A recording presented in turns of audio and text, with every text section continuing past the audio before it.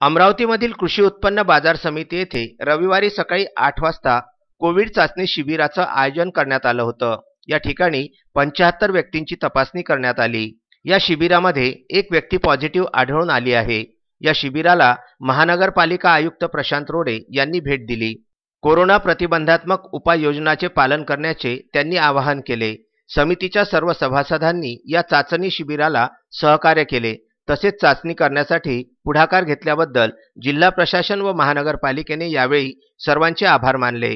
कोरोनाला प्रतिबंध करण्यासाठी प्रत्येक संघटनेने समोर येऊन कोरोना चाचणी करून घ्यावी व प्रशासनाला कोरोना अटकाव करण्यासाठी सहकार्य करावे असे आवाहन यावेळी करण्यात आले। या शिबिराला वैद्यकीय अधिकारी डॉक्टर संदीप पाटबागे, बाजार व परवाना अधीक्षक उदय चव्हाण, अभियंता संकेत वाघ, निरीक्षक आनंद काशीकर, मनपा कर्मचारी आणि व्यापारी व कामगार मोठ्या संख्येने उपस्थित होते। Vidarbha news bureau, Amravati.